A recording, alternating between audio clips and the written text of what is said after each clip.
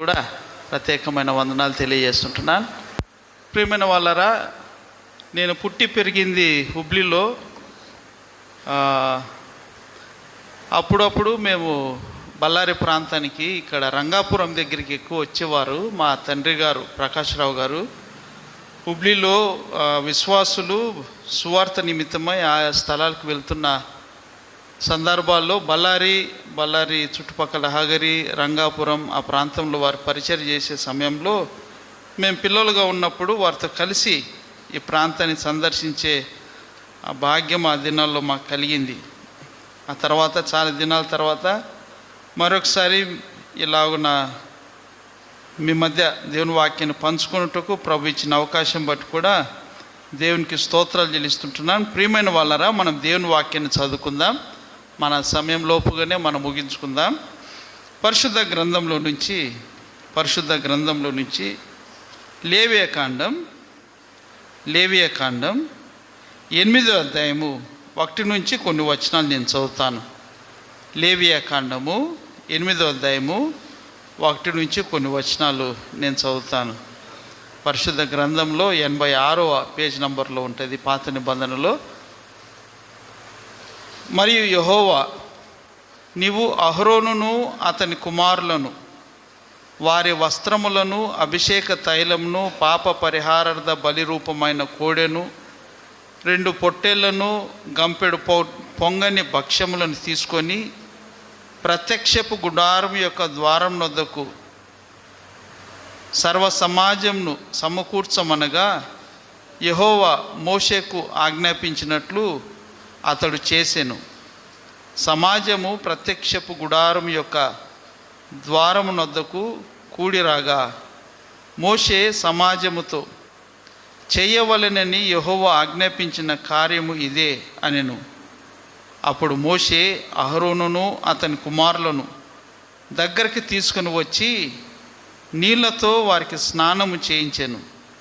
తర్వాత అతడు అతనికి చొక్కాయిని తొడిగి అతనికి దట్టిని కట్టి నిలువుటంగిని ఎఫోదును వేసి ఎఫోదు యొక్క విచిత్రమైన నడికట్టును అతనికి కట్టి దాని వలన అతనికి ఎఫోదును బిగించి అతనికి పతకము వేసి ఆ పతకములో ఊరీము తుమ్మీము అను వాటిని ఉంచి అతని తల మీద పాగాను పెట్టి ఆ పాగ మీదను అతని నొసట పరిశుద్ధ కిరీటముగా బంగారు రేకును కట్టెను. ఇట్లు యెహోవా మోషేకు ఆజ్ఞాపించెను. మరియు మోషే అభిషేక తైలమును తీసుకొని మందిరమును దానిలోనున్న సమస్తమును అభిషేకించి వాటిని ప్రతిష్ఠించెను. అతడు దానిలో కొంచెము 7 మార్లు బలిపీఠం మీద ప్రోక్షించి బలిపీఠమును దాని ఉపకరణములన్నిటినీ గంగాళమును దాని పీటను ప్రతిష్ఠించుటకై వాటిని అభిషేకించెను. మరియు అతడు అభిషేక తైలంలో కొంచెము అహరోను తల మీద పోసి అతని ప్రతిష్ఠించుటకై అతనిని అభిషేకించెను. అప్పుడు అతడు అహరోను కుమారులను దగ్గరకు తీసుకుని వచ్చి వారికి చొక్కాయిలను తొడిగి వారికి దట్టీలను కట్టి వారికి కుళ్ళాయిలను పెట్టెను. ఇట్లు యెహోవా మోషేకు ఆజ్ఞాపించెను. అప్పుడు అతడు పాప పరిహారార్థ బలిగా 1 కోడెను తీసుకొని వచ్చెను. అహరోనును అతని కుమారులను పాప పరిహారార్థ బలి రూపమైన ఆ కోడె తల మీద తమ చేతులుంచిరి. దాన్ని వధించిన తర్వాత మోషే దాని రక్తంను తీసి బలిపీఠపు కొమ్ముల చుట్టూ వ్రేలుతో దాన్ని చమిరి బలిపీఠము విషయమై పాప పరిహారార్థము చేసి దాని నిమిత్తము ప్రాయచిత్తము చేయుటకై బలిపీఠము అడుగున రక్తమును పోసి దాన్ని ప్రతిష్ఠించెను. మోషే ఆంత్రముల మీది క్రొవ్వంతటిని, కాలేజము మీది వపను, 2 మూత్ర గ్రంథులను వాటి క్రొవ్వును తీసి బలిపీఠము మీద దహించెను. మరియు యెహోవా మోషేకు ఆజ్ఞాపించినట్లు ఆ కోడెను, దాని చర్మమును, దాని మాంసమును, దాని పేడను పాలెమునకు అవతల అగ్నిచేత కాల్చివేసెను. తర్వాత అతడు దహన బలిగా 1 పొట్టేలును తీసుకొని వచ్చెను. అహరోనును అతని కుమారులను ఆ పొట్టేలి తల మీద తమ చేతులుంచిరి. అప్పుడు మోషే దానిని వధించి బలిపీఠము చుట్టూ దాని రక్తంను ప్రోక్షించెను. అతడు పొట్టేలు యొక్క అవయవములను విడదీసి దాని తలను, అవయవములను, క్రొవ్వును దహించెను. అతడు దాని ఆంత్రములను, కాళ్ళను నీళ్లతో కడిగి ఆ పొట్టేలంతయు బలిపీఠం మీద దహించెను. యెహోవా మోషేకు ఆజ్ఞాపించినట్లు అది ఇంపైన సువాసన గల దహన బలి ఆయను. అది యెహోవాకు హోమము. అతడు రెండవ పొట్టేలును, అనగా ఈ ప్రతిష్ఠితమైన పొట్టేలును తీసుకుని రాగా అహరోనును అతని కుమారులను ఆ పొట్టేలి తల మీద తమ చేతులుంచిరి. మోషే దానిని వధించి దాని రక్తంలో కొంచెము తీసి అహరోను కుడి చెవి కొన మీదను, అతని కుడి చేతి బొటన వేలు మీదను, అతని కుడికాలి బ్రొటన వేలు మీద కొన మీదను దాని చమిరెను. మోషే అహరోను కుమారులను దగ్గరకు తీసుకుని వచ్చి వారి కుడి చెవుల కొనల మీదను, వారి కుడి చేతుల బొటన వేలు మీదను, వారి కుడికాల బొటన వేలు మీదను ఆ రక్తంలో కొంచెము చమిరెను. మరియు మోషే బలిపీఠము చుట్టూ దాని రక్తమును ప్రోక్షించెను. తర్వాత అతడు దాని క్రొవ్వును, క్రొవ్విన తోకను, ఆంత్రముల మీద క్రొవ్వంతటిని, కలేజము మీది వపను, 2 మూత్ర గ్రంథులను, వాటి క్రొవ్వును, కుడి జబ్బాను తీసి యెహోవా సన్నిధిని గంపెడు పులియని భక్ష్యముల నుండి పులియని ఒక పిండి వంటను, నూనె గలదై పొడచిన ఒక భక్ష్యమును, ఒక పలచని అప్పడమును తీసి ఆ క్రొవ్వు మీదను, ఆ కుడి జబ్బా మీదను వాటిని ఉంచి అహరోను చేతుల మీదను, అతని కుమారుల చేతుల మీదను వాటన్నిటినీ ఉంచి అల్లాడింపబడు అర్పణముగా యెహోవా సన్నిధిని వాటిని అల్లాడించెను. అప్పుడు మోషే వారి చేతుల మీద నుండి వాటిని తీసి బలిపీఠము మీద నున్న దహనబలి ద్రవ్యము మీద వాటిని దహించెను. అవి ఇంపైన సువాసన గల ప్రతిష్టార్పణలు. అది యెహోవాకు హోమము. మరియు మోషే దాని బోరను తీసి అల్లాడింపబడు అర్పణముగా యెహోవా సన్నిధిని దానిని అల్లాడించెను. ప్రతిష్టార్పణ రూపమైన పొట్టేలులో అది మోషే వంతు. అట్లు యెహోవా మోషేకు ఆజ్ఞాపించెను. మరియు మోషే అభిషేక తైలంలో కొంతయు, బలిపీఠము మీద రక్తంలో కొంతయు తీసి అహరోను మీదను, అతని వస్త్రముల మీదను, అతని కుమారుల మీదను, అతని కుమారుల వస్త్రముల మీదను దానిని ప్రోక్షించి అహరోనును, అతని వస్త్రములను, అతని కుమారులను, అతని కుమారుల వస్త్రములను ప్రతిష్ఠించెను. అప్పుడు మోషే అహరోనుతోనూ అతని కుమారులతోనూ ఇట్లా నేను ప్రత్యక్షపు గుడారం యొక్క ద్వారం వద్ద ఆ మాంసంను వండి అహరోనును అతని కుమారులను తినవలెను. నేను ఆజ్ఞాపించినట్లు అక్కడనే దానిని ప్రతిష్ఠిత ద్రవ్యములు గల గంపలోని భక్ష్యములను తినవలెను. ఆ మాంసములోను భక్ష్యములోను మిగిలినది అగ్నిచేత కాల్చివేయవలెను. మీ ప్రతిష్ఠ దినములు తీరు వరకు 7 దినములు ప్రత్యక్షపు గుడారం యొక్క ద్వారం వద్ద నుండి బయలు వెళ్ళకూడదు. 7 దినములు మోషే మీ విషయములో ఆ ప్రతిష్టను చేయుచుండును. మీ నిమిత్తము ప్రాయశ్చిత్తము చేయుటకై అతడు నేడు చేసినట్లు చేయవలెను అని యెహోవా ఆజ్ఞాపించెను. మీరు చావకుండునట్లు మీరు ప్రత్యక్షపు గుడారం యొక్క ద్వారం వద్ద 7 దినముల వరకు రేయింబగులుండి యెహోవా విధించిన విధిని ఆచరింపవలెను. నాకు అట్టి ఆజ్ఞ కలిగెను. యెహోవా మోషే ద్వారా ఆజ్ఞాపించినవన్నీ అహరోనును అతని కుమారులు చేసిరి. చిన్న ప్రార్థన చేసుకుందాం. దయగల మా ప్రభువా, మీ ఘనమైన నామం బట్టి మీకు స్తోత్రాలు, వందనాలు చేయించుకుంటున్నాం. ఉదయకాలం బళ్ళారిలోని ఫోర్ట్ అసెంబ్లీలో ఇలాగనే మేము చేరి మీ వాక్యంను ధ్యానించుటకు మీరు మాకు అనుగ్రహించిన ఈ చక్కని సమయం బట్టి స్తోత్రాలు. మీ వాక్యాన్ని మేము చదువుకుని ఉంటుండగా ప్రభువా, మీరే మాతో మాట్లాడి మాకు క్షేమాన్ని కలిగించమని, మమ్మల్ని సరిచేసి మీ మార్గంలో చక్కగా మమ్మల్ని నడిపించమని, వాక్యమైన క్రీస్తు యేసు ఘనమైన నామమున మీకే స్తోత్రాలు చెల్లించి అడిగి వేడుకొనుచున్నాం మా తండ్రి, ఆమేన్. ప్రియమైన వాళ్ళారా, చదువుకున్న భాగంలో అహరోను అతని కుమారులు వారు ఎలాగూ ప్రభు పని నిమిత్తమై ప్రత్యేకింపబడ్డారో ఆ విషయాలు మనం చదువుకున్నాం. దాదాపు 36 వచనాలు గల లేవియాకాండం 8వ అధ్యాయాన్ని మనం చదువుకున్నాం. ప్రియమైన వాళ్ళారా, లేవ్యకాండం అనగానే ఆ బలులు ప్రారంభములో మనం చూస్తుంటున్నాం.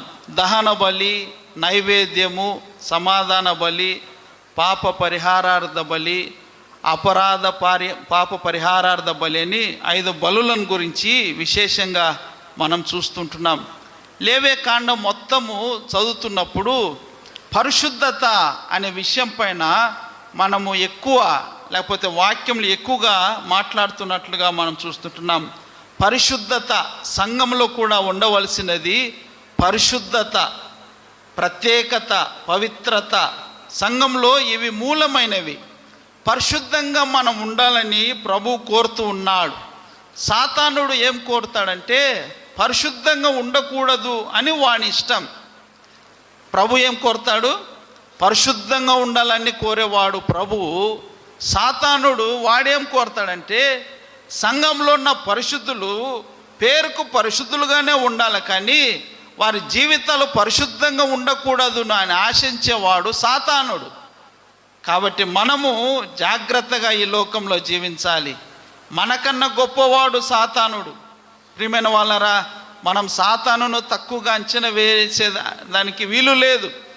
వాడు మనల్ని పడవేసేవాడు, ఉచ్చులో ఇరికించేవాడు, మన జీవితం అంతా ఎరిగినవాడు సాతానుడు. మనం ఏ పని చేస్తున్నాం, ఎక్కడికి వెళ్తున్నాం సమస్తం ఎరిగినవాడు. ఎక్కడ మనల్ని బిగించగలడో, ఎక్కడ ఇరికించగలడో అన్నీ ఎరిగినవాడు సాతానుడు. కాబట్టి దేవుడు ఏమంటున్నాడంటే సంఘములో పరిశుద్ధంగా ఉండాలి అంటున్నాడు. పరిశుద్ధత, పరిశుద్ధంగా ఉంటే దేవునికి మహిమ ఉన్నది. మనం ఆయనను చూడగలం. మన హృదయము, మన జీవితము, మన కుటుంబము, మన సాక్ష్యము, మన సంఘము పరిశుద్ధముగా ఉండాలి అని ఆయన ఇష్టపడుతున్నాడు. పరిశుద్ధత లేని స్థలంలో ఆయన ఉండడు. దానికి ఉదాహరణ ఇశ్రాయేలుల జీవితాన్ని మనం ఆలోచన చేసినప్పుడు మనం కనపడుతుంటున్నది. పరిశుద్ధత లేని వారు పాలెము వెలుపల ఉండాలి. కుష్ఠరోగంతో ఉన్నారా, స్రావంతో ఉన్నారా, ఎటువంటి బలహీనత ఉన్నారా, వారు పాలెము వెలుపల ఉండాలి. వారు శుద్ధి పొందిన తర్వాతనే వారు పాలెము లోపలికి రావాలి. ప్రియమైన వాళ్ళారా, పరిశుద్ధత ప్రాముఖ్యమైనది. నేటి దినాల్లో సంఘంలో కూడా పరిశుద్ధులు, విశ్వాసులు పరిశుద్ధులుగా ఉండాలి. ఈ పరిశుద్ధత అనేది చాలా గంభీరమైనది. ఈ లేవ్యకాండం 8వ అధ్యాయానికి మనం వచ్చినప్పుడు యెహోవా దేవుడు మోషేతో మాట్లాడుతున్నాడు. ఏమని మాట్లాడుతున్నాడు? 1వ వచనంలో, అహరోనును అతని కుమారులను వారి వస్త్రములను, అభిషేక తైలమును, పాప పరిహారార్థ బలి రూపమైన కోడెను, 2 పొట్టేళ్లను, గంపెడు పొంగని భక్ష్యములను తీసుకొని రమ్మంటున్నాడు. ఒక గొప్ప కార్యక్రమం అక్కడ జరగబోతున్నది. ప్రత్యక్షపు గుడారము యొక్క ద్వారం వద్దకు అహరోను కుమారులను తీసుకొని రమ్మంటున్నాడు. ప్రత్యక్ష గుడారం ఏర్పాటైనది. ప్రత్యక్ష గుడారంలో అతి పరిశుద్ధ స్థలం ఉన్నది. అతి పరిశుద్ధ స్థలంలో మందసం పైన కరుణాపీఠం.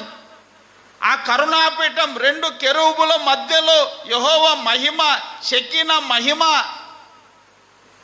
ఆ అతి పరిశుద్ధ స్థలంలోనికి వెళితే అది ఎంతో గంభీరమైన స్థలం.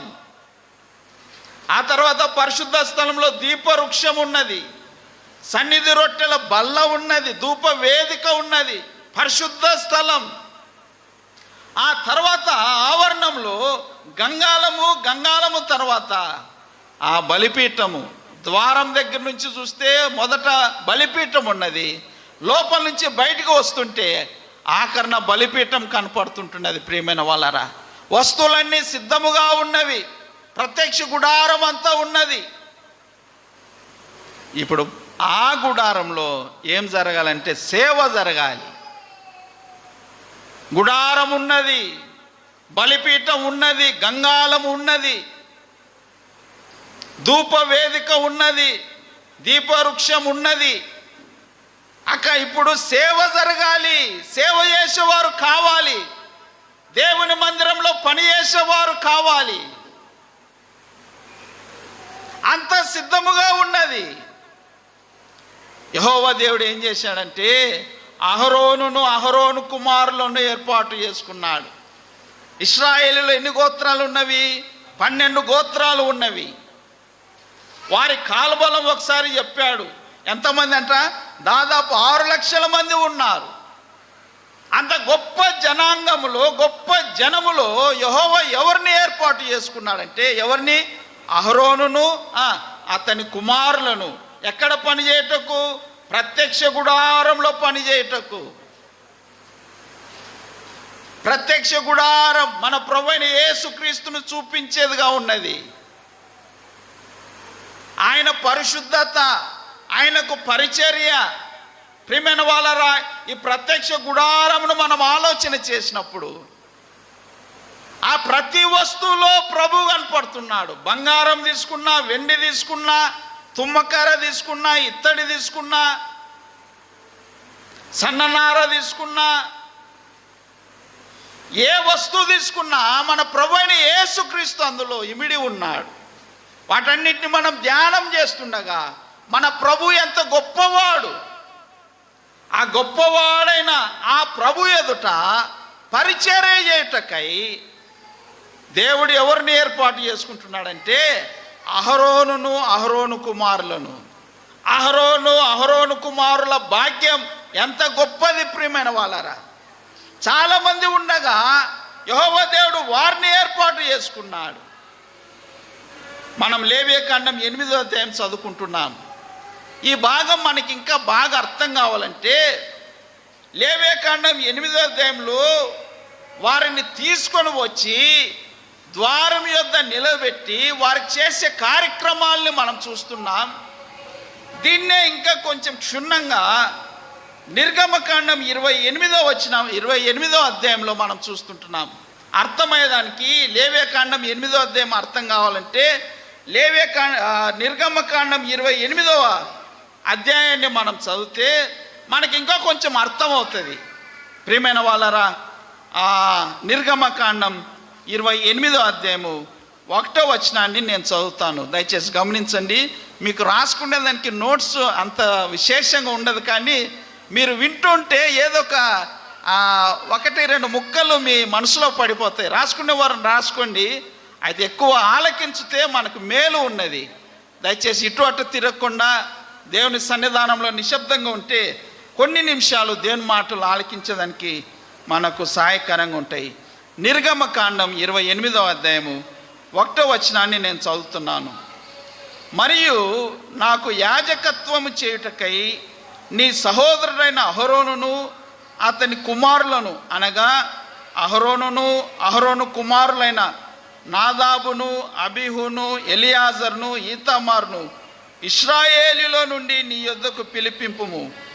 అతనికి అలంకారమును ఘనతయు కలుగునట్లు నీ సహోదరుడైన అహరోనుకు ప్రతిష్ఠిత వస్త్రములను కుట్టవలెను. అహరోను నాకు యాజకుడగునట్లు నీవు అతన్ని ప్రతిష్ఠించుదువు అనే మాటను మనం చూస్తుంటున్నాం.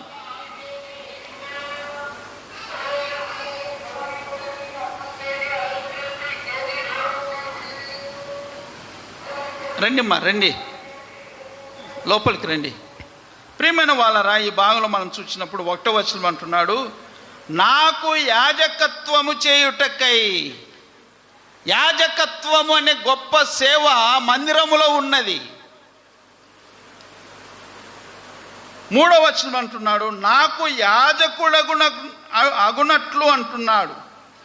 నాకు యాజకుడగునట్లు. యాజకుడు కావాలి, యాజకత్వపు సేవ చేసేవారు కావాలి. యాజకుడు ఉన్నాడు, యాజకత్వం సేవ జరగకపోతే లాభం ఉన్నదంటే లాభం లేదు. యాజకుడు ఉన్నాడు, దహన బలికి అర్పణలు రావడం లేదు, నైవేద్యము లేదు, సమాధాన బలి లేదు, ధూపవేదిక పైన ధూపము లేదు, దీపవృక్షంలో నూనె లేదు, అవి వెలుగటం లేదు, దీపము వెలుగు ఇచ్చుట లేదు. యాజకుడు ఉన్నాడు కానీ యాజకత్వము లేదు, దానివల్ల మేలు లేదు. అన్నీ ఉన్నవి, అందులో యాజకుడు లేకపోతే అస్సలు మేలు లేదు. ప్రియమైన వాళ్ళరా, యాజకత్వం, నాకు యాజకత్వము చేయుటకై అంటున్నాడు. ఈనాడు కూడా సంఘాల్లో యాజకులు కావాలి. నేను ఒక చిన్న ప్రశ్న అడుగుతా మిమ్మల్ని. ఇక్కడ ఉన్నవారిలో యాజకులు ఎవరో చేతులు ఎత్తండి. ఇక్కడ ఉన్నవారిలో యాజకులు ఎవరో దయచేసి ఎంత వీలైతే అంత పైకి ఎత్తండి, చూద్దాం ఎంతమంది యాజకులు ఉన్నారు ఇక్కడ. మీరు చెప్పండి అంతే, మీరు చేతులు ఎత్తి చెప్పండి, నోటితో కాదు. ఏమ్మా అట్టంటే ఎట్టన్నా? ఎంతమంది యాజకులు ఉన్నారు ఇక్కడ? అనుమానం అమ్మా, మీరు కాదా? సిస్టర్స్ కాదా? సరే, ఆఖరిలో నేను అడుగుతాను, అప్పుడు చెప్పండి. నాకు యాజకత్వము చేయుటకై అంటున్నాడు. సంఘంలో యాజకత్వం చేసేది, బలులు అర్పించేవారు, ఆరాధించేవారు, ధూపవేదిక ఉన్నది, ప్రార్థించేవారు, ఆరాధించేవారు, ప్రార్థించేవారు, అందులో పాటలు ఉన్నవి, సేవ ఉన్నది, స్తుతి ఉన్నది. ప్రార్థించేవారు సహోదరులు కానీ సహోదరులు కానీ, సంఘంలో స్త్రీలు మౌనంగా ఉంటారు, అయితే వారు ప్రార్థన చేస్తారు. వారు సహోదరులుగా కూడుకున్నప్పుడు ప్రార్థనలు చేసుకుంటారు. మేము సహోదరులం కాబట్టి మేము యాజకులం కాదనేటట్టు లేదు. సహోదరుడు చెప్పినట్లు అందరూ యాజకులే. చాలాసార్లు ఈ విషయాన్ని మనం మర్చిపోతాం. సంఘ పెద్దలే యాజకులు అనుకుంటారు చాలామంది, దైవ సేవకులే యాజకులేమో, వారే ఆ పనులు చేయాలేమో అనుకుంటారు. ప్రతి ఒక్కరూ యాజకులు, ప్రతి ఒక్కరికి సేవ ఉన్నది సంఘంలో. అది చేపలు పరిచేది కావచ్చు, ప్రార్థన చేసేది కావచ్చు, వంట చేసేది కావచ్చు, బోధ చేసేది కావచ్చు, సువార్త చెప్పేది కావచ్చు, పాటలు పాడేది కావచ్చు. నాకు యాజకత్వం చేయుటకు, సంఘంలో ఎవరు మౌనంగా ఉండకూడదు, ప్రతి ఒక్కరికి పని కలిగి ఉండాలి. పని లేని వారు ఎవరు ఉండకూడదు సంఘములో. ప్రతి ఒక్కరికి ఏదో ఒక పని ఉన్నది. నీ వరుసలో నీ పని ఏదో నువ్వు తెలుసుకోవాలి. ఆ వరుసలో ఉండే మనం పని చేయాలి. వెనకలు ఉన్నవారు ముందు వారు చేసే పని, ముందు ఉన్నవారు వెనకల వారు చేసే పని. సంఘములో ప్రతి పాత్ర చక్కగా అమర్చబడి ఉన్నదని ఎఫెసీ పత్రికలో మనం చూస్తుంటున్నాం. అమర్చబడిన వారు సంఘంలో విశ్వాసులు. అమర్చబడడం అంటే ఏ వస్తువు ఎక్కడ ఉండాలో అమర్చబడినట్లుగా విశ్వాసులమైన మనము కూడా ఏ పని ఎవరు చేయాలో పరిశుద్ధాత్మ దేవుడు మనల్ని అమర్చుతాడు. ఈ భాగంలో మనం అదే చూస్తుంటున్నాం. నాకు యాజకత్వము చేయుటకై. అలనాడు అహరోను కుమారులను పిలిచాడు. ఇప్పుడు ఎవరిని పిలిచాడు? సంఘంలోని ప్రతి విశ్వాసిని అని పిలుస్తున్నాడు. పేతృపత్రికలో చూస్తుంటున్నాం కదా, మనం ఎవరమంట? ఏర్పరచబడిన వంశమును, రాజులైన యాజక సమూహం అంటున్నాడు. రాజులైన యాజక ఒక్కరు కాదు, ఇద్దరు కాదు, ఎంతమంది అయ్యా? సమూహము. సమూహములో పెద్ద లెక్క ఉన్నది. అది చిన్న లెక్క కాదు, ఇద్దరు ముగ్గురు కాదు, చాలా పెద్ద లెక్క ఉన్నది. నిర్గమకాండం 19వ అధ్యాయము 6వ వచనం ఒక సహోదరు చదవండి. నిర్గమకాండము 19వ అధ్యాయము 6వ వచనం. నాదే కదా,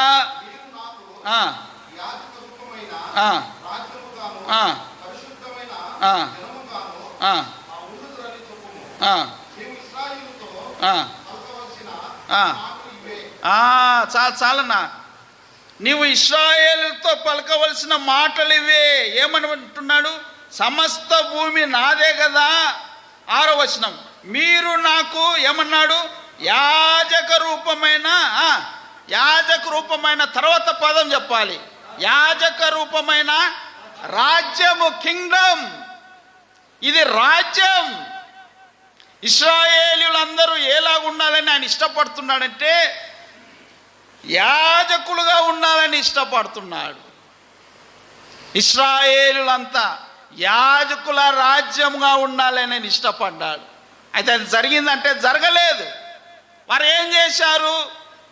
మోషే కొండ ఎక్కాడు, యెహోవా దేవునితో 40 దినాలు గడుపుతుండగా కింద ఏం జరిగింది? యుద్ధము కాదు, వారు దూడ చేసుకున్నారు. దూడని చేసుకొని దూడకి ఏం చేశారు?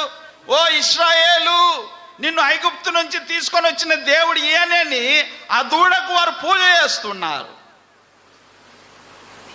యెహోవా దేవుడు కోప్పడ్డాడు. యాజకులుగా ఉండవలసిన వారు, యెహోవాకు సేవ చేయవలసిన వారు, మోషే లేకపోగా మోషే ఏమాయేను అని వారి స్వంత నిర్ణయాలకు వారు చేరి వచ్చారు. ఒక దూడని చేసుకున్నారు, దూడకు పూజ చేస్తున్నారు. ఆ తర్వాత జరిగిన విషయాలు మనం చూస్తుండగా వారితో వెంబడింపని ఆ లేవి కుటుంబాన్ని యెహోవా దేవుడు ప్రత్యేకించాడు. అహరోను కుమారులకు యాజక ధర్మం చేసే భాగ్యాన్ని ఇచ్చాడు. ప్రియమైన వాళ్ళరా, ఇశ్రాయేలులందరూ యాజకులుగా ఉండాలని, ఒక రాజ్యముగా ఉండాలని, ఆ గొప్ప సమూహంగా ఉండాలని ఆయన కోరి ఉండగా అది కోల్పోయారు. వారు చేసిన తప్పును బట్టి ఆ పని పోయింది. అది దేవుడు కనికరించి అహరోను కుమారులకు ఆ బాధ్యతను అప్పగించాడు. పేతురు అంటున్నాడు చూడండి, 1 పేతురు పత్రిక, ఇంతవరకు మనం చెప్పింది 1 పేతురు పత్రిక 2వ అధ్యాయం 9వ వచనం కూడా చదవండి.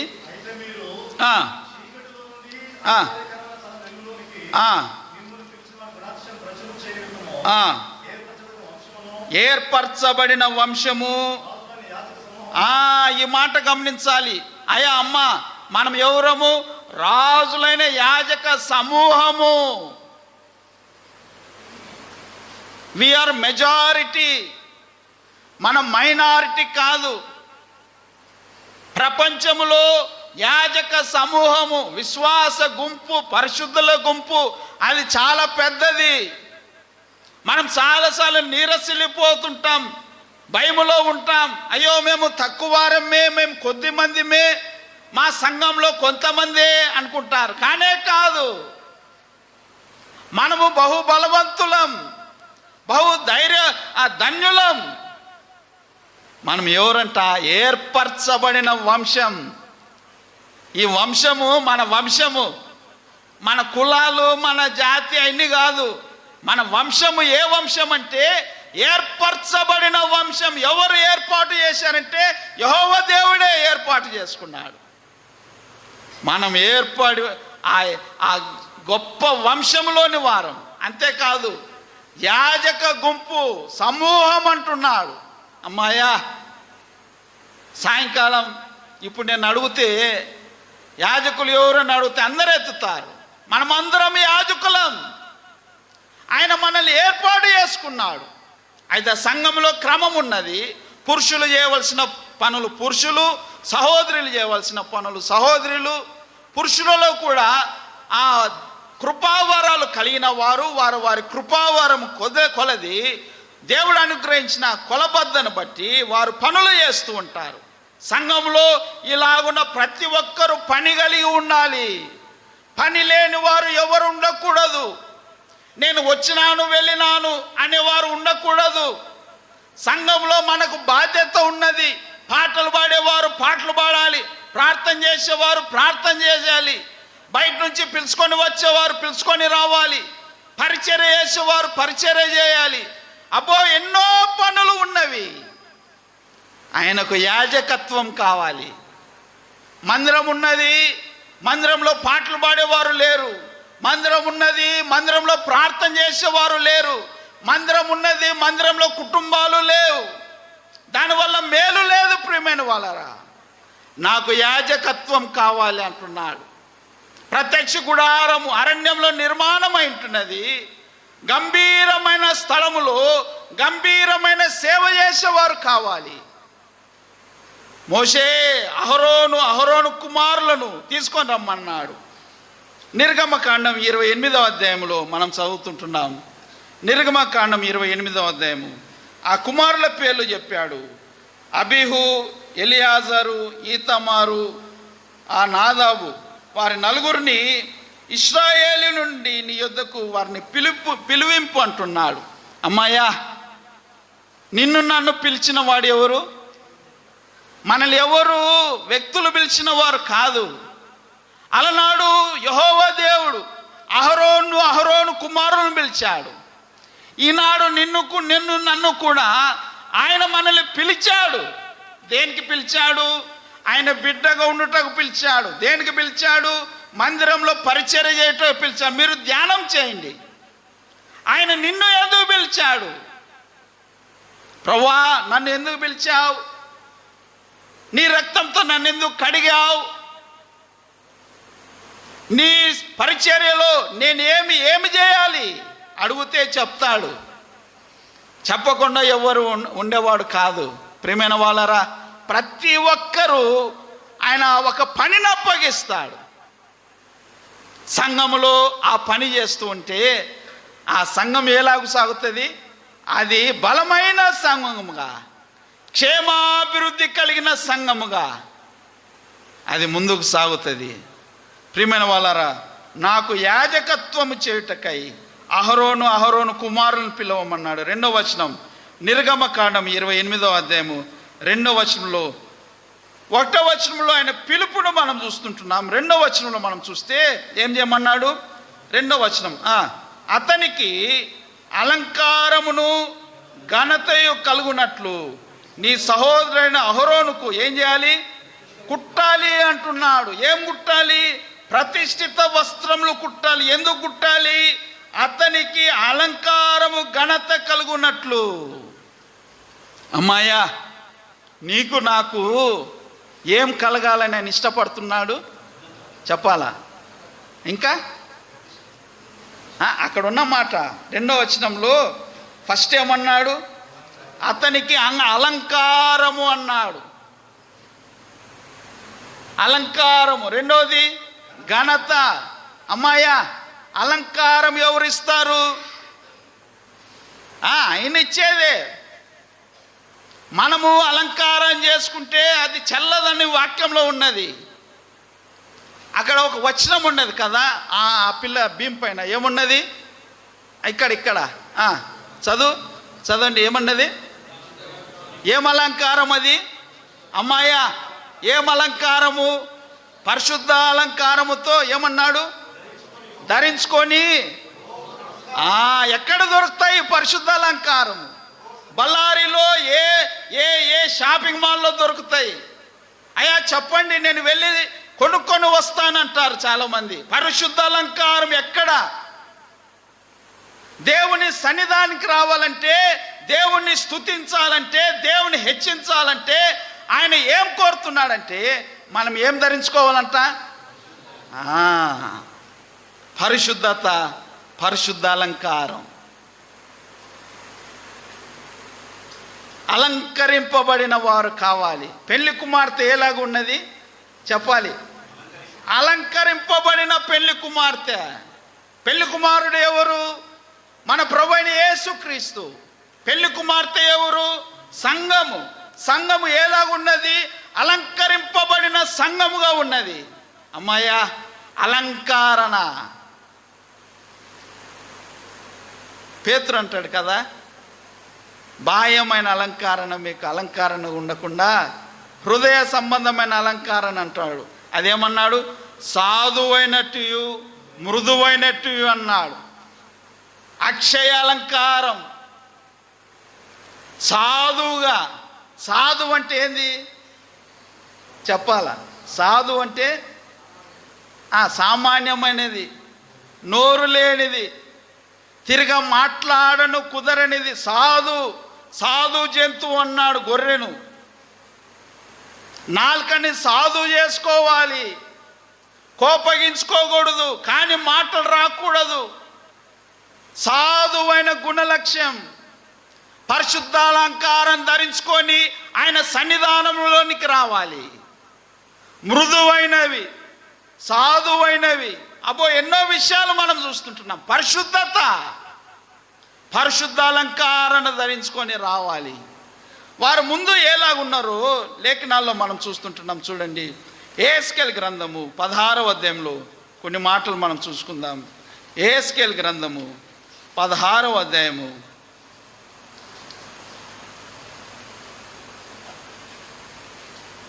యెహెజ్కేలు గ్రంథం 16వ అధ్యాయము 1 నుంచి నేను చదువుతాను, దయచేసి గమనించండి. యెహెజ్కేలు గ్రంథం 697వ పేజీ నంబర్లో ఉంటుంది. 16వ అధ్యాయము 1 నుంచి. మరియు యెహోవాకు నాకు ప్రత్యక్షమై ఇలాగు సెలవిచ్చెను, నరపుత్రుడా, యెరూషలేము చేసిన హే కృత్యములను దానికి తెలియజేసి నీవిలాగు ప్రకటింపుము. ప్రభువైన యెహోవా యెరూషలేమును గూర్చి ఈ మాట సెలవిచ్చుచున్నాడు, నీ ఉత్పత్తియు నీ జననమును కనానీయుల దేశ సంబంధమైనవి. నీ తండ్రి అమోరీయుడు, నీ తల్లి హిత్యూరాలు. నీ జనన విధానము చూడగా నీవు పుట్టిన నాడు నీ నాభి సూత్రము కొయ్యబడలేదు, శుభ్రమగుటకు నీవు నీళ్లతో కడగబడలేదు. వారు నీకు ఉప్పు రాయకపోయిరి, బట్ట చుట్టకపోయిరి. ప్రియమైన వాళ్ళరా, వారు ఎలాగున్నారంటే వారు కడగబడని వారు. ఇంకా అధ్యాయమంతా మనం చదువుకుంటూ వెళ్తే వారు రక్తంలో ఉన్నారు, శుద్ధి చేయబడని వారు, అలంకరింపబడని వారు, పారవేయబడినట్లుగా ఉన్నారు. ఒక శిశువు పుడితే శిశువుకు చేయవలసిన పనులన్నీ చేయాలి. అయితే వీరు అటువంటి పరిస్థితులు లేకుండా దూరంగా పారవేయబడిన వారు వలె ఉన్నారు. అటువంటి వారిని యెహోవా దేవుడు స్వంతం చేసుకున్నాడు. స్వకీయ జనం అన్నాడు, యాజక సమూహం అన్నాడు. వారిని ఆయన ప్రేమించి ప్రత్యక్ష గుడారంలో సేవ చేయుటకు నిలబెట్టాడు. అమ్మాయ, బట్టలు లేని వారికి, శుభ్రము లేని వారికి, ఊరి వెలుపల ఉన్న వారిని, దూరంగా ఉన్న వారిని ఆయన పిలిచాడు. మోషే అహరోను కుమారుని పిలిచమన్నాడు. వారు వస్తే 28వ అధ్యాయంలో వారికి అలంకారము ఘనత గల వస్త్రాలు కుట్టమని ఆయన సెలవిస్తున్నాడు. ఏంది ప్రభువా, వీళ్ళకి ఎందుకు అలంకారము? ఏనా అన్నిసార్లు తిరుగుతూ ఉండవు, కూర్చోనా?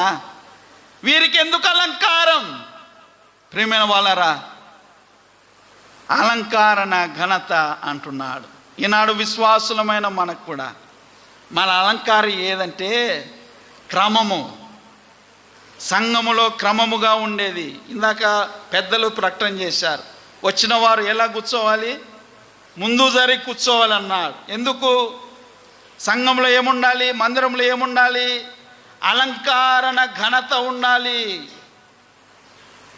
అలంకారణ ఘనత ఏదంటే క్రమము, దేవుని మాట ఆలకించుట,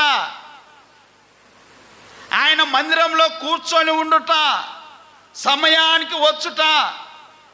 ఎన్నో విషయాలు ఉన్నవి ప్రియమైన వాళ్ళరా, మనం నిర్లక్ష్యం చేస్తున్నాం. చిన్నవే కానీ దీనివల్ల ఏం కాదులే అనుకుంటున్నాం. కానీ యెహోవా దేవుడు ఆయన నొప్పి పడతాడు. సంఘములో క్రమం ఉన్నది, కూర్చున్న దాంట్లో క్రమం ఉన్నది, ఆలకించుటలో క్రమం ఉన్నది. చాలా క్రమముగా ఉండాలి సంఘం అంటే. ఆషామాషి కాదు, ఎట్ట పడితే ఎట్ట వచ్చే పార్కు కాదు, నీకు ఇష్టమైతే వచ్చేది లేకపోతే బయట పోయేది కాదు. ఈ స్థలం ఇది దేవుని మందిరం. దేవుని మందిరంలో జనులు ఎలాగో ప్రవర్తించాలో వారికి నేర్పించమన్నాడు. సంఘ పెద్దలు నేర్పించాలి, సంఘంలో ఉన్న విశ్వాసులు నేర్చుకోవాలి. నేర్చుకొని సంఘంలో అలాగూ ఉండాలి. అప్పుడే నాకు మహిమ. నాకు యాజకత్వం చేయుటకు అహరోను కుమారుని పిలవమన్నాడు. వారికి వస్త్రాలు, ప్రతిష్ఠిత వస్త్రాలు కుట్టమంటున్నాడు. 3వ వచనం, అహరోను నాకు యాజకుడగునట్లు నీవు అతన్ని ప్రతిష్ఠించుదువు, అతని వస్త్రములు కుట్టుటకై నేను జ్ఞానాత్మతో నింపిన వివేక హృదయులందరికీ ఆజ్ఞ ఇస్తున్నాను అంటున్నాడు. ఏమేమి కుట్టమన్నాడు? 4వ వచనంలో ఫస్ట్ ఏమన్నాడు?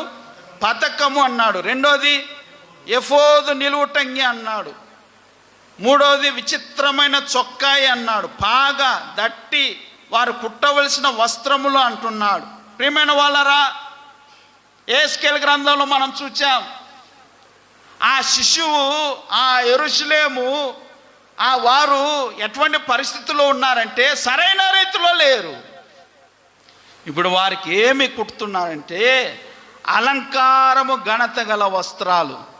ఎవరు కుడుతున్నారంటే జ్ఞానాత్మ హృదయము గలవారు, జ్ఞానాత్మతో నింపబడిన వివేక హృదయము గలవారు అంటున్నాడు. అబ్బో, అది కుట్టేవారు చాలా గొప్ప చదువు చదివిన వారు. ఏ చదువు అంటే వారు దేవుని ఆత్మతో నింపబడిన వారు. జ్ఞానాత్మ, దేవుని ఆత్మ, దేవుని వివేకము, అబ్బో చాలా విశేషమైన గుణలక్షణాలు గలవారు ఆ వస్త్రాలను కుట్టుతున్నారు. పరిశుద్ధాత్మ దేవుడు మనల్ని కుట్టేవాడుగా, మనల్ని అలంకరించేవాడుగా లేఖనాల్లో చూస్తుంటున్నాం. వాక్యం కూడా మనల్ని సరి చేసేది. ఉదక స్నానం ఆ నీల వంటిది, శుద్ధి వంటిది, సబ్బు వంటిది. దేవుని వాక్యం మనల్ని శుద్ధి చేసేది, మనకి అందాన్నిచ్చేది దేవుని వాక్యం ఆలకిస్తే. ప్రియమైన వాళ్ళరా, అలనాడు అహరోను కుమారులు యెహోవా సన్నిధానంలో యాజకత్వం చేయుటకై వారికి వస్త్రాలు కుడుతున్నారు. వస్త్రాలు ఇక్కడ ఈ భాగంలో కొన్ని విషయాలు చెప్పాడు, కానీ ఆ తర్వాత మనం వాటిని ధ్యానం చేద్దాం. 5వ వచనంలో, లేకపోతే 4వ వచనాన్ని నేను మళ్ళీ చదువుతాను. పతకము, ఎఫోదు, నిలుటంగి, విచిత్రమైన చొక్కాయి, పాగా, దట్టియు వారు కుట్టవలసిన వస్త్రములు. అతడు నాకు యాజకుడై ఉండునట్లు వారు నీ సహోదరుడైన అహరోనుకును అతని కుమారులకును ప్రతిష్ఠిత వస్త్రములను కుట్టవలెను. ఎవరు కుట్టాలి? చెప్పాలి. ఎవరు కుట్టాలి? జ్ఞానాత్మ గలవారు. కుట్టేది వేరే వారు, వేసుకునేది ఎవరు? అహరోను కుమారులు. అహరోను కుమారులు ఏమైనా కుట్టుకున్నారంటే ఏం కుట్టుకోలేదు. వారు కుట్టుకోవలసిన పని లేదు. వారు ఏం చేయాలా? ఉన్న పాటున రావాలి. లేదయ్యా, నీకు నా సైజు తెలీదు, నా స్టైలు తెలీదు, నేను ఏ బట్ట వేసుకుంటానో, ఏ షాప్కు వెళ్ళి ఏ ఏ ఏ ఏ ఏ బట్టలు వేస్తానో నీకు తెలియదు, నాకు వదిలిపెట్టాన్ని అడిగే పరిస్థితి లేనే లేదు. జ్ఞానాత్మ గల వారు కుడతారు, అహరోను కుమారులు వేసుకుంటారు. అంతే. సిద్ధపరచబడిన వస్త్రాలు. ప్రియమైన వాళ్ళరా, మనకు దేవుని వాక్యం సిద్ధముగా ఉన్నది. దీంట్లో ఏది కలిపేదానికి లేదు, తీసివేసేదానికి లేదు. మనం ఏమి చెప్పాలన్నా, సంఘంలో ఏమి బోధించాలన్నా వాక్యమే మనకు ప్రమాణం. వాక్యంలో ఉన్నది, కుట్టబడిన వాక్యం, వివరింపబడిన వాక్యం. జ్ఞానాత్మ గలవారు, దేవుని పరిశుద్ధాత్మ దేవుడు, వాక్యము అది రాయబడిన వాక్యం. 1500 సంవత్సరాల ఆ కాల పరిమితిలో 40 మందికి పైగా ఆ లేఖ, ఈ వచన భాగాలు, అధ్యాయాలు, గ్రంథాలు రాసి అవన్నీ కూర్చగా ఏదికి కూడా ఒకటికి ఒకటి ఏది విభేదించేదిగా లేకుండా అన్నిటికీ సరిపోయిన వాక్యం దేవుని వాక్యం. ఇప్పుడు అహరోను కుమారులకు వారు వస్త్రాలని కుడుతున్నారు. మనకందరికి అర్థమయ్యేటట్టుగా, ముఖ్యంగా యాజక వస్త్రాలు అన్నప్పుడు కొంచెము ఇదేదో పెద్ద అంశము, నాకు అర్థం కాదులేని వదిలేస్తుంటాం. ఈ యాజక వస్త్రాలు ప్రాముఖ్యమైనది, లోపల అంగీ వేసుకుంటారు. అది తెల్లని నారతో చేయబడినది, సన్న నారతో చేయబడిన అంగీ. అది లోపల ఉంటుంది. ఆ అంగి పైన నిలువుటంగి ఉంటుంది. ఆ లోపల దాన్ని చొక్కాయి అన్నాడు. ఆ పైన నిద్రబాబాకు ఆ పైన నిలువుటంగి అన్నాడు. ఆ నిలువుటంగి ఏ రంగులో ఉన్నదంటే నీలి రంగులో ఉన్నది. అది చినగకుండా ఈ రంధ్రంలో గోటు కూడా కట్టాడు. కింద భాగంలో సన్ననారతో నీలి ధూమ్ర రక్తవర్ణములు గల దానిమ్మ పండు ఉన్నాయి. దానిమ్మ పండు పక్కల గంట ఉన్నది, బంగారు గంట. ఆ నీలి రంగుతో ఉన్న నిలువుటంగి చుట్టూ ఇవి ఒకటి తర్వాత ఒకటి కుట్టబడినట్లుగా మనం చూస్తాం. దానిపైన ఎఫోదు ఉన్నది. ఎఫోదు ఒక ఎప్రాన్ లాగా మనకు అర్థమవుతుంటున్నది. ఆ ఎఫోదు వచ్చి నీల ధూమ్ర రక్తవర్ణం గలదై, దాని లోపల బంగారు తీగతో కూడా అది పేనినదై, అది నేయబడిన ఎఫోదు. లోపల చొక్కాయి లోపల ఉండేది తెల్ల నార వస్త్రంతో చేయబడినది. ఆ తర్వాత నిలువుటంగి నీలి వస్త్రంతో ఉన్నది. ఆ తర్వాత ఎఫోదు. ఈ 4 అందులో ఆ రంగులు అందులో మనం చూస్తుంటున్నాం. ఈ 3 ప్రాముఖ్యమైనవి. ఆ ఎఫోదు పైన పతకం ఉన్నది, న్యాయ విధాన పతకం అంటారు. ఇన్ని మనం జ్ఞాపకం చేసుకుంటే చాలు. దట్టి ఉన్నది, నడుపుకు కట్టుకునే దట్టి. లోపల అంగీకి ఒక దట్టి కడతారు, చొక్కాయి అనొచ్చు, లోపల ఉండేది. ఆ తర్వాత ఎఫోదు కూడా ఒక దట్టి కడతాడు. ఆ దట్టి దాన్ని కూడా ఈ 4 ఉన్నాయి. నీలి ధూమ్ర రక్తవర్ణములు బంగారుతో పేనిన పని కలదై అందులో ఉన్నది. తర్వాత తలపైన పాగా ఉన్నది, బంగారు కిరీటం ఉన్నది, యెహోవా పరిశుద్ధుడని. ఇంత మనం జ్ఞాపకం చేసుకుంటే చాలు. అలంకారము, ఘనత, పతకం ఉన్నది, భుజం పైన లేత పచ్చలు ఉన్నవి. అబ్బో, గంభీరంగా ఉన్నాడు ప్రధాన యాజకుడు. ఆ పతకము లోపల ఉర్రిము తుమ్మిమని 2 రాళ్ళు వలె అవి ఉన్నవి. ఇవి ధరించుకొని ప్రత్యక్ష గుడారంలో ప్రధాన యాజకుడు పరిచర్య చేయాలి. అవి అలంకారణ ఘనతకు సూచనగా ఉన్నవి. లేవ్యకాండం 8వ అధ్యాయంలో మనం చూస్తే అవి పరిశుద్ధ వస్త్రాలు అన్నాడు. నిర్గమకాండం 39వ అధ్యాయంలో చదివితే అవి సేవా వస్త్రాలు అన్నాడు.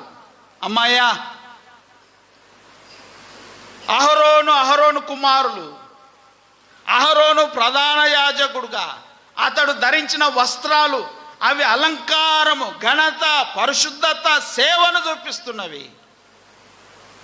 అహరోను కుమారులు కూడా వస్త్రాలు ధరించాలి. వారేమో తెల్లని వస్త్రం, పేనిన సన్ననారుతో చేయబడిన నిలువుటంగి ఉన్నది, చొక్కాయి, దట్టి ఉన్నది, తలకు పాగా ఉన్నది, కుళ్ళాయి ఉంటుంది వెనకల ఇంతవరకు. అది అలంకారణ ఘనత అంటున్నాడు. ఇవన్నీ కూడా మీరు స్వంతంగా ధ్యానం చేయండి. ప్రతి వస్తువులో మన ప్రభువైన యేసుక్రీస్తు ఆయన గొప్పతనాన్ని మనం చూస్తుంటున్నాం. బంగారు ఆయన దైవత్వానికి, నీలి ఆయన ఆకాశం నుంచి దిగి వచ్చిన వాడుగా, ధూమ్రము ఆయన రాజుగా, రక్తము ఆయన సిలువలో మరణించిన వాడుగా. ఏది చూసుకున్నా ఆ తెల్లని సన్ననార ఆయన పరిశుద్ధుడుగా. ప్రియమైన వాళ్ళరా, ఏది చూసుకున్నా మన ప్రభువునే చూసుకుంటున్నాం. ఆఖరిగా మనం ఏం చెప్పుకోవాలంటే, ఆ యాజకులు, ప్రధాన యాజకుడు అహరోను కుమారులు ఎవరిని ధరించుకుంటున్నారంటే ప్రభు అయిన యేసుక్రీస్తునే ధరించుకున్నాం. మనం ఎవరిని ధరించుకున్నాం? సేవ చేసే మనం, మందిరంలో ఉన్న మనం ఎవరిని ధరించుకోవాలి? గలతీ పత్రిక, అపోస్తలుడైన పౌలు గలతీయులకు రాసిన పత్రిక 3వ అధ్యాయము 27వ వచనం చదవండి.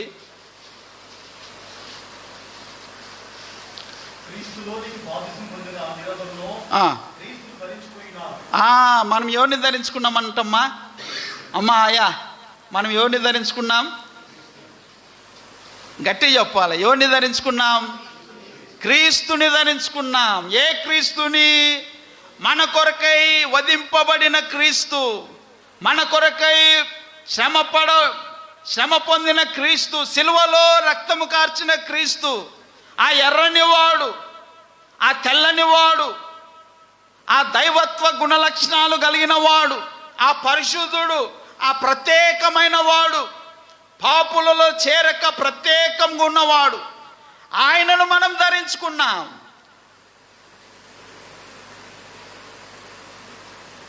మనం క్రీస్తుని ధరించుకున్నాం. క్రీస్తు ఎవరంటే ఆయన పరిశుద్ధుడు, ఆయన సత్యవంతుడు. మనం చాలాసార్లు ఇది మర్చిపోతుంటాం. మనం క్రీస్తుని ధరించుకున్నాం. మనల్ని చూచేవారు ఎవరిని చూడాలి? ఎవరిని చూడాలి చెప్పాలా? మనలో ఉన్న క్రీస్తుని చూడాలి. మనం ధరించుకున్న క్రీస్తుని చూడాలి. ధరించుకోవడం ఏంటంటే మన నడక, మన మాట, మన ప్రవర్తన, మన సాక్ష్యం.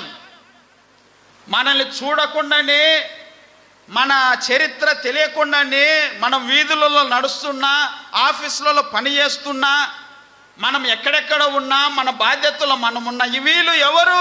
ప్రత్యేకమైన వారుగా ఉన్నారే. వీరి జీవితం ప్రత్యేకంగా ఉన్నదే. వీరు న్యాయంగా ఉన్నారే. 8 గంటలు పని చేయాలంటే 8 గంటల కన్నా ఎక్కువగా పనిచేసేవారు ఎవరంటే విశ్వాసులే. ఒకప్పుడు అట్టు ఉండింది, ఇప్పుడు అట్ట లేదు. లంచం తీసుకొని వారు, అబద్ధం ఆడని వారు, మోసము చేయని వారు, క్రమముగా ఉండేవారు, యజమానులకు ఆ పేరు తెచ్చేవారు, నమ్మకంగా పని చేసేవారు. ఎవరంటే క్రీస్తును ధరించుకున్న విశ్వాసులు. వీరు ఎవరంటే వీరు క్రీస్తును ధరించుకున్నవారు. మనం చేసే పనులలో, ఉద్యోగాల్లో, మనం ఎక్కడ ఉన్నా మన ప్రవర్తన ఎలాగ ఉండాలంటే అలంకారముగా, ఘనతగా ఉండాలి. అహరోను కుమారులకు ఆయన వస్త్రాలు కుట్టించి వారికి తొడుగుతున్నట్లుగా లేఖనాల్లో మనం చూస్తుంటున్నాం. 5వ వచనం నేను చదువుతాను. 28వ అధ్యాయం 5వ వచనం.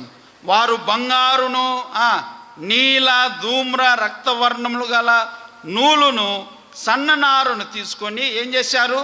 బంగారుతోను, నీల, ధూమ్ర, రక్తవర్ణములు గల ఎఫోదును పేనిన సన్ననారుతోను చిత్రకారుని పనిగా చేయవలెను అంటున్నాడు. ఎఫోదు ఎలాగో చేయబడిందంటే పేనినది. అమ్మాయ్యా, పేనుట అర్థమైందా? పేనుట 2 నూలు తీసుకొని వాటిని ఇట్టంటే ఏమైపోతుంది? ఆ 2 నూలు ఏమైపోతాయి చెప్పాలా? ఒకటైపోతుంది. 3 నూలు తీసుకున్నాం అనుకోండి, నీల, ధూమ్ర, రక్తవర్ణము, తెల్లని సన్ననార, బంగారు తీగ, ఈ 5 తీసుకొని పేనుతే ఏమైపోతుంది చెప్పాలయ్యా? ఒకటైపోతుంది. అవి వేరువేరుగా ఉండవు, అవి కలిసిపోతాయి. మనం కూర్చున్న చాపకు చూడండి, దాంట్లో ధూమ్ర వర్ణం ఉన్నది, తెలుపు ఉన్నది. అవి ఎలాగూ ఉన్నాయంటే అవి కలిసిపోయాయి కదా, కలిసిపోయి ఉన్నాయి. సంఘములో మనం ఎలాగ ఉండాలి చెప్పాలా? పేనిన సన్ననార, పేనిన ఎఫోదు. అమ్మాయా, కలవకపోతే మేలు లేదు, వృధా వస్తున్నాం పోతున్నాం అంతేకాని దాంట్లో దీవెన లేదు. సంఘంలో సంఘం అనగానే అది కలిసినది, కూడినది. కూడిక అంటారు. కూడిక అంటే ఏంటిది? ప్లస్, కలుసుకొనుట, సహవాసం. ఇక్కడికి వచ్చి, మందిరానికి వచ్చి వందనాలు చెప్పుకోకుండా వెళ్ళే సందర్భాలు చాలా ఉన్నవి సంఘాల్లో. ఎక్కడ సహవాస సభలు ఉన్నవో, ఎక్కడ కూడికలు ఉన్నావో, ఎక్కడ మందిరము కూడికగా మనం చేరి వస్తున్నామో అదే స్థలములో ఒకరు వందనాలు చెప్పుకోకుండా, ఒకరు చేతులు కలపకుండా వెళ్ళిన సందర్భాలు ఎన్నో ఉన్నవి. మనం పేనబడాలి. సమయం లేదు కానీ అధ్యాయం అంతా మనం చదివితే కుట్టబడినవి కనపడతాయి, అల్లినవి కనబడతాయి, పేనినవి కనబడతాయి, ఒకటి కలిసిపోయినవి కనబడతాయి. ఏది ఒంటరిగా ఉండేది, ప్రత్యేకంగా ఉండేది లేదు, అన్నీ కలిసిపోయినవి. సంఘంలో మనం కలిసిపోవాలి ప్రియమైన వాళ్ళారా. మనం ఎవరమైనా, మనం ఎంతటి వారమైనా, మనం చిన్నవారమైనా పెద్దవారమైనా, సంఘములో ఇది యాజకత్వం. యాజక ధర్మములో మనమందరము కలిసిపోవాలి. కలిసిపోకుండా చేసేది ఎవరు? శత్రు, సాతానుడు. మనకు అన్నీ తెలుసు, కానీ మనం ఏం చేస్తాం? కలిసిపోవాలా? మనం సహోదరులం. కొన్ని అభిప్రాయ భేదాలు ఉంటవి, అయినను మనము సరి చేసుకోవాలి, మనం కలిసిపోవాలి. ఈ భాగంలో మనం చూస్తుంటున్నాం, పేనిన సన్ననార. పేనినది, సంఘములో పేనబడిన వారు ఉంటే అందులో బలము ఉన్నది, కలిసిన వారు ఉంటే బలము ఉన్నది. కలిసి ఉంటే కలదు సుఖం అనే సామెత ఉన్నది. కలిసి ఉంటే సంఘము బలమైన కార్యక్రమాలు చేయగలదు. కలిసి లేకపోతే ఏది కూడా ఆ పనులు ఆగిపోతాయి. ఒకరు ఒకటి చెప్తే ఇంకొకరు ఇంకొకటి చెప్తే అయిపోయి ఆడనే పడా, ఫుల్ స్టాప్ పడా. కలిసి ఉంటే సరే బ్రదర్, మనం చేద్దాం, మనం ముందుకు వెళ్దాం, ఇది దేవుని పని, ఇందులో ఆయనకు మహిమ ఉన్నది అని మనం కలిసి ఉంటే అందులో మేలు ఉన్నది, క్షేమం ఉన్నది. ఈ భాగంలో మనం అదే చూస్తుంటున్నాం. బంగారుతోను నీల ధూమ్ర రక్తవర్ణములు గల ఎఫోదును పేనిన సన్ననారుతోను చిత్రకారుని పనిగా చేయవలెను. సంఘములో ఏ పనైనా అది చిత్రకారుని పనిగా ఉండాలి. ఇక్కడ వచ్చి లీడ్ చేసేది కూడా అది చిత్రకారుని పని. అంటే సిద్ధపడి దానికి సమయం ఇచ్చి సిద్ధపడాలి. ప్రార్థన చేయాలనుకున్నా కూడా సిద్ధపడాలి. స్తుతులు చెల్లించాలంటే ప్రాముఖ్యంగా సిద్ధపడాలి. సంఘములో చిత్రకారుని పని ఆయన చూస్తున్నాడు. అక్కడ చూడండి, టేబుల్ ఉంది, అది చిత్రకారుని పని ఉన్నది. దాంట్లో ఆషమాషిగా చేసింది కాదు. 4 చెక్కలు తెచ్చి ఈడొక మేకు ఆడొక మేకు కొట్టి ఇదిగో బల్లని ఇచ్చేది కాదు.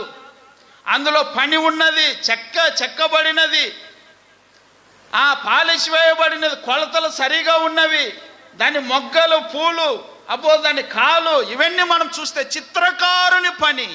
మన ప్రార్థనలో, మన స్తుతులలో, సంఘంలో చేసే పరిచర్యలో చిత్రకారుని పని ఉండాలి. అది ఎలాగో సాధ్యమంటే ఆయన పాద సన్నిధిలో మనం కనిపెట్టి ప్రార్థన చేస్తే ఆయన ఇస్తాడు. ఏముందిలే, ప్రార్థనే కదా, నాకు వస్తుంది అని వచ్చేది కాదు. స్తుతులే కదా, ఆదివారం చేసిందే చేస్తూ ఉంటారు. పోయిన వారం నుంచి ఈ వారం వరకు కాచి కాపాడే ప్రభువా స్తోత్రాలు అంటారు. మేము పెంట కుప్పల మీద ఉన్నాం, మమ్మల్ని లేపావంటారు. అంతా మన గురించి మనం చేసుకుంటాం, కానీ స్తుతుల్లో మన ప్రభు అయిన యేసుక్రీస్తును మనం హెచ్చించాలి. చిత్రకారుని పని, ఆరాధనలో ఆ చిత్రకారుని పని కావాలి. ఏ సంఘము అద్భుతమైన ఆరాధన, గంభీరమైన ఆరాధన, ప్రభుకి ప్రీతికరమైన ఆరాధన ఆయన చూస్తూ ఉన్నాడు. ప్రియమైన వాళ్ళారా, ఈనాడు సంఘాల్లో కొదువుగా ఉన్నది, బిజీ అయిపోయారు. కాసేపు కూర్చొని బైబిల్ చదివే సమయం కూడా లేకుండా పోతుంది. స్తుతులు చెల్లించాలంటే నేను అనుభవంతో చెప్తున్నాను, కనీసం 2 రోజులన్నా సిద్ధపడాలి. ఒక 2 నిమిషాలు స్తుతులు చెల్లించాలన్నా లేఖనాల్లో ప్రభు గురించి మనం సిద్ధము చేసుకోవాలి. చిత్రకారుని పని ఆషామాషిగా వచ్చి దేవుని ఆరాధించేది కాదు. క్రమంగా కూర్చోవాలి, సమయానికి రావాలి. మనము ఏమేం పనులు చేయాలి? సహోదరులైతే స్తుతులు చెల్లించేవారు, రొట్టె పాత్రకు ప్రార్థన స్తుతులు చెల్లించేవారు, ఆరాధన తలంపులు ఇచ్చేవారు, వాక్య పరిచర్య చేసేవారు సిద్ధపడాలి, ప్రార్థనలో సిద్ధపడాలి. చేసినవి ప్రార్థనలో నానబెట్టాలి. ఆ గంభీరమైనవి ఆయన సన్నిధానంకు తీసుకొని వస్తే ఆయన ఆనందిస్తాడు. ప్రియమైన వాళ్ళారా, వారు ఎఫోదును చిత్రకారుని పనిగా చేయమంటున్నాడు. ఊరికే నట్ట ఇట్ట అల్లి చేసిద్దో ఎఫోదని ఇచ్చేది కాదు. అందులో చిత్రకారుని పని ఉండాలి, అందులో మేలైన పని కనపడాలి, అందులో విశేషమైనది ఆశ్చర్యాన్ని కలిగించేది మనం చూడాలి. ఈరోజు ఆ సహోదరుడు ఎంత చక్కగా స్తుతులు చెల్లించాడు, ఎంత చక్కని ఆరాధన ఈరోజు మనం చూడగలిగాం. చిత్రకారుని పని వారు ఎఫోదును చేశారు. 7వ వచనం మనం చదువుకుందాం. 2 అంచుల యందు కూర్చబడు 2 భుజఖండములు దానికి ఉండవలెను, అట్లు అది సమకూర్చబడి ఉండెను అని మాటను చూస్తుంటాం. భుజఖండాలు ఉన్నవి, అది సమకూర్చబడినట్లుగా ఉన్నది. కూర్చబడుట, ఇంతవరకు అదే మనం ఆలోచన చేస్తుంటున్నాం. సంఘంలో పేనినది, కూర్చబడినది, అందరినీ దగ్గరికి తీసుకొని వచ్చేది కావాలి. ఏదైనా ఒక కార్యక్రమము, ఒక సన్నివేశము మనలందరినీ దగ్గర తీసుకొని వచ్చేదిగా. ఎఫోదు భుజఖండములు అవి కూర్చబడినట్లుగా మనం చూస్తుంటున్నాం. ప్రియమైన వాళ్ళరా, సంఘంలో మనం అవయవంగా ఉండగా మనమందరం కూర్చబడాలి. వేరు చేదో నువ్వు వేరే, నువ్వొద్దు, నీకు ఇది అది, నో, మనం కూర్చబడాలి. ఆ కూర్చబడినప్పుడు ఆయనకు మహిమ. వీటన్నిటి వెనకాల ఏమున్నదంటే పరిశుద్ధత లేకుండా మనం పరిచర్య చేయలేం. నేను పరిశుద్ధిని కాదు అంటే నువ్వు కూర్చబడలేవు. పాపంలో జీవిస్తూ ఉంటే పేనబడలేవు. అది అపవిత్రత అవుతుంది, సంఘం పైన దోషము. ప్రియమైన వాళ్ళరా, భుజఖండాలు అది కూర్చబడినట్లుగా ఆ 7వ వచనంలో ఆకర్లు అంటున్నాడు, సమకూర్చబడి ఉండును అంటున్నాడు. సమకూర్చబడాలి, హెచ్చు తగ్గులు లేదు. అందరూ ఒకటిగా కూర్చబడే కార్యక్రమము ఇది సంఘంలో జరగాలి. పరిశుద్ధాత్మ దేవుడు జరిగించే కార్యక్రమం అది చూడాలని ఎంతోమంది దైవ సేవకులు రాత్రింబగలు ఆహారం లేకుండా కన్నీటితో ప్రార్థన చేస్తున్నారు. సంఘాల్లో ఆ సమకూర్పబడుట, ఆ ఏక మనసు, ఏక భావము, పరలోకంలో ఉన్న వైభవము భూలోకంలో సంఘంలో చూడాలని చాలామంది ప్రార్థనలు చేస్తున్నారు. సాతానుడు ఏం చేస్తున్నాడంటే సంఘంలో అది జరగకుండా చూస్తున్నాడు. మందిరానికి రమ్మంటాడు, కూర్చోమంటాడు కానీ కూర్చోమన్నాడు, కలుసుకోండి అన్నాడు. మనం ఏం చేస్తామంటే దేవుని మాటను పక్కన పెట్టి ఆ సాతాను మాటకే మనము మనసు పెడుతూ ఉంటాం.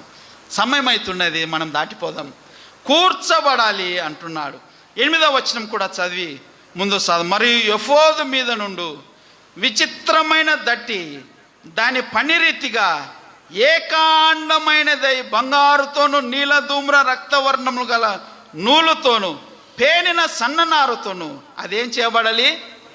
అమ్మాయ కుట్టబడాలంటే ఏం వాడతారు? ఆ సూది మనల్ని కుచ్చితే ఏమవుతుంది మనకి? అమ్మాయ వాక్యం ఒకసారి నొప్పి అవుతుంది. ఏంటి బ్రదర్ ఇట్ట చెప్తున్నాడే, నా గురించే చెప్తున్నాడే. కుట్టబడాలి, పొడవబడాలి, గాయపరచబడాలి. మనం గాయపరచబడకపోతే మన రోగము మాయం కాదు, నయం కాదు. ప్రియమైన వాళ్ళారా, హాస్పిటల్ వెళ్ళి డాక్టర్ ఏమంటాడు? అమ్మ పొట్టలో నీకు గడ్డ ఉన్నది, ఏం చేయాలి? గాయపరచాలి, కట్ చేయాలి, సర్జరీ చేయాలంటాడు. గాయపరచబడకపోతే లోపలని రోత బయటికి రాదు. విశ్వాసులమైన మనం కూడా దేవుని వాక్యం ఏం చేస్తుంది? అమ్మాయ్య ఏం చేస్తుంది? మనల్ని గాయపరుస్తుంది. మన మంచి కొరకే, మనం బాగుండాలని వేరువేరుగా ఉన్నాయి వస్త్రాలు. ఇప్పుడు ఏం చేస్తున్నాడు? వాటిని కుట్టుతా ఉన్నారు. నన్ను కుట్టవాకు, నా జాతి వేరే వారి జాతి వేరంటే కుదరదు, నా భాష వేరే వారి భాష వేరంటే కుదరదు. మనం సంఘంలో ఉన్నాం, మనం కుట్టబడిన వారం, దేవుని వాక్యంతో కుట్టబడిన వారం, ఆయన రక్తంతో కడగబడిన వారం. నాకు యాజకత్వము, నాకు యాజకులు, వారు ప్రశస్తమైన వస్త్రాలు ధరిస్తున్నారు. వారిలో పేనిన సన్ననారని నేను చూస్తున్నాను. వారిలో బంగారు, నీల ధూమ్ర రక్తవర్ణం గల సన్ననార ఇవన్నీ పేనబడి, కుట్టబడి, సమకూర్చబడి ఆ సంఘంలో నేను చూస్తున్నాను. ప్రభువైన యేసుక్రీస్తు కూడా ఆయన కుట్టబడిన వాడు, కల్వరి సిలువలో మన నిమిత్తమై గాయపరచబడిన వాడు. చేతుల్లో మేకులు, కాళ్ళల్లో మేకు, తలపైన ముళ్ళ కిరీటం, దేహమంతా నాగటి చాల వలె దున్నబడింది. కొంచెమైనా మిగలకుండా ఆయన రక్తమంతా దారబోశాడు. ఆ ప్రభుని మనం ధరించుకొని ఉన్నాం. ప్రియమైన వాళ్ళరా, మనం లోకంలో ఎలాగూ జీవించాలి? కొంతమంది మనల్ని నిష్ఠూరం చేస్తూ ఉంటారు, తల వంచుకొని వెళ్ళాలి. కొంతమంది మనల్ని బాధపరుస్తూ ఉంటారు, ఆయనను పర్వాలేదు, ప్రభు పాద సన్నిధిలో ఆయనకు అప్పచెప్పి మనం ముందుకు సాగాలి. ఎన్నో విషయాలు మీకందరికి తెలిసిన విషయాలే. ప్రియమైన వాళ్ళరా, ఈ భాగంలో మనం చూసినప్పుడు అవి కుట్టబడినట్లుగా మనం చూస్తుంటాం. 9వ వచనం కూడా చదువుకొని ముందుకు సాగు. మరియు నీవు 2 లేత పచ్చలను తీసుకొని వాటి మీద ఇశ్రాయేలుల పేర్లను, అనగా వారి జనన క్రమము చొప్పున, ఒక రత్నము మీద వారి పేర్లలో 6ను, 2వ రత్నం మీద తక్కిన 6 పేర్లను ఏం చేయాలన్నాడు?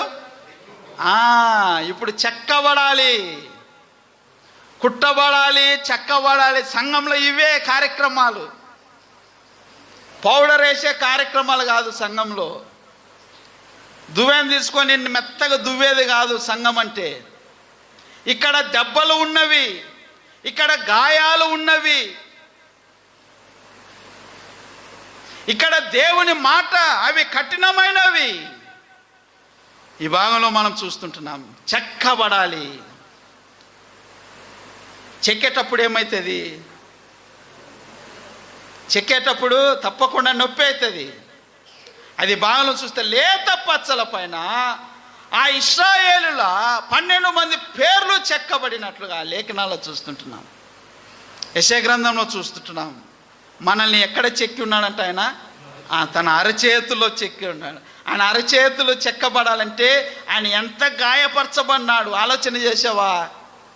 అమ్మాయ్యా, నీ పేరు నా పేరు ఆయన అరచేతుల్లో చెక్కబడిందంటే మనల్ని శుద్ధి చేసేదానికి, మనల్ని బాగు చేసేదానికి ఆయన ఎంతగా గాయపరచబడ్డాడు.